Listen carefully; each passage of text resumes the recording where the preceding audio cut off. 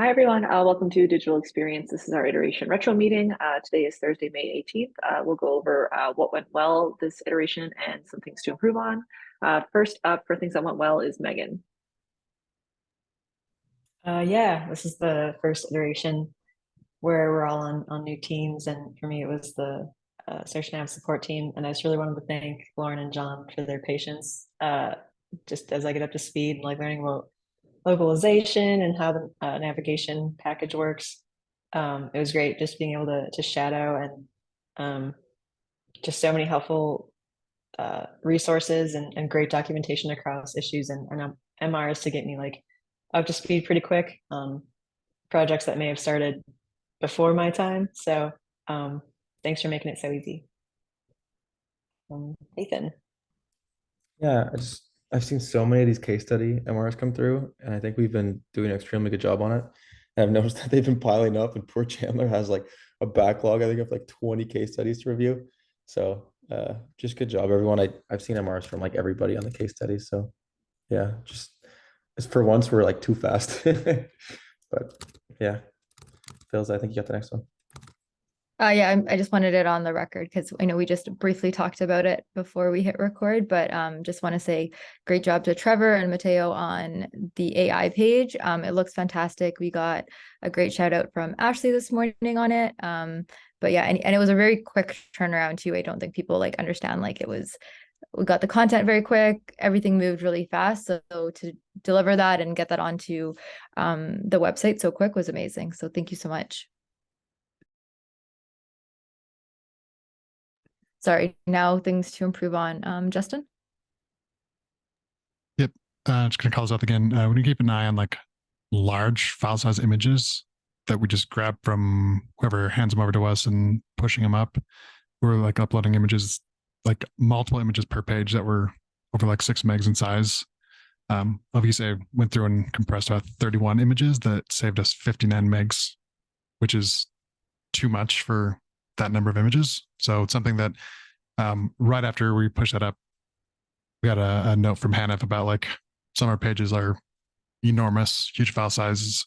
We'd already addressed most of these, but it's something that it's going to keep coming up. And it's something that as we like this quarter, it's for a lot of people's OKRs, like mobile optimization, and like 6 meg file isn't great for mobile data.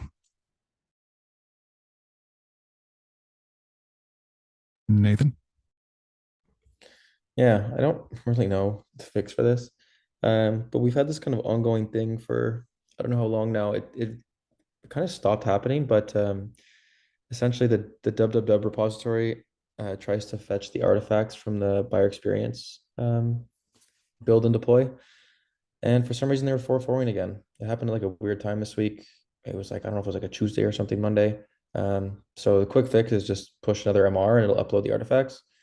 The artifact timeout's a week. We push stuff like every day. I'm not too sure where they're coming from, but maybe just something we can keep an eye out and try and see why this is happening. I wish we knew why artifacts would disappear. There was a couple incidents, I think, this week with GitLab, so maybe that was the cause. But yeah, I guess just something to keep an eye out for, not necessarily to improve on.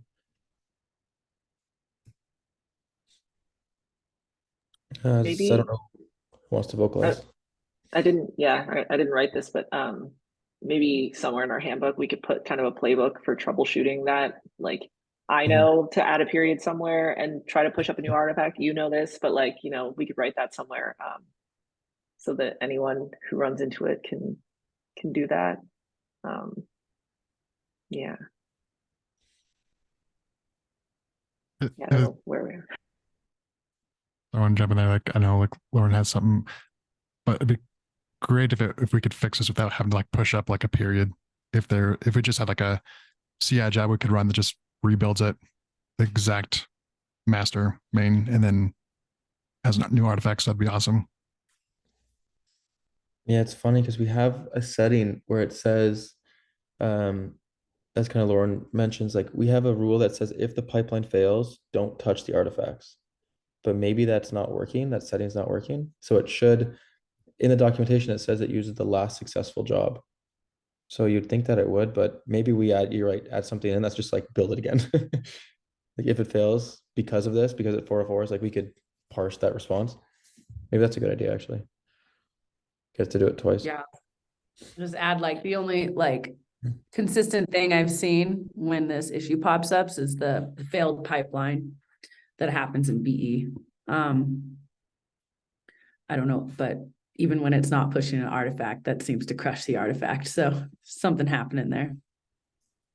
Even as an intern, we could change that. I think the only job that fails is the 404 one. We could change that to a warning again.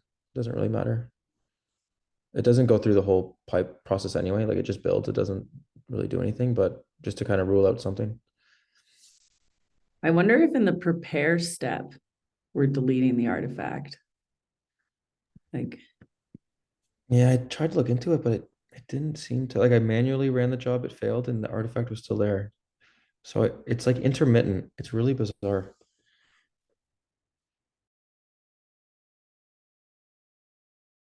let's fix that because that would suck if we're have like, something we need to get out right now and we can't.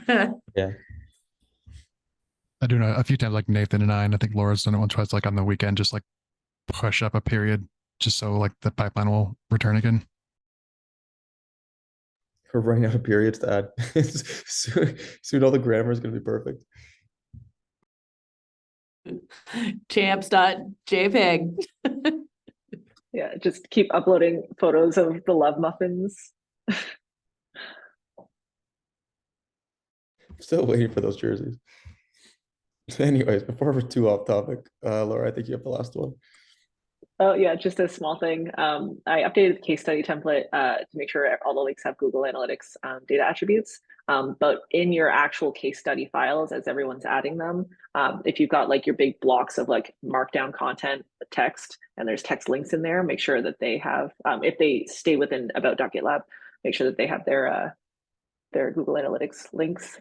Because I did it for all the ones that were in prod, but I know that we've got 30 of them on the go currently. So yeah, just a reminder. Okay, any other thoughts before I stop recording? Okay, thank you everyone, and we will see you next time.